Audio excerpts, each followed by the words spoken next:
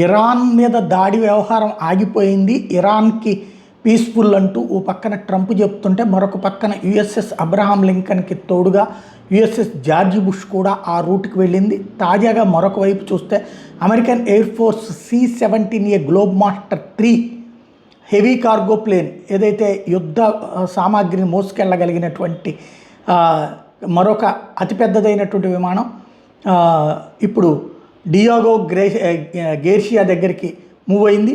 US Britain బేసుల దగ్గరికి move అయింది, Indian ocean దగ్గర.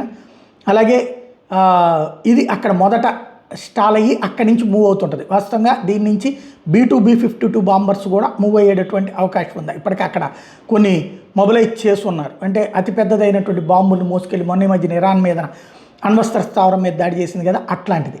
ఓవరాల్గా అమెరికా ప్రిపరేషన్స్ ఎవరి మీద, మెక్సికో మీద, కొలంబియా లాంటి వాటి మీదన లేకపోతే ఇరాన్ మీదన అన్నటువంటిది మాత్రం అర్థం కాకుండా, బట్ వాళ్ళ యుద్ధ నౌకలు యుద్ధ విమానాలు అన్నీ అయితే మూవ్ అవుతున్నాయి.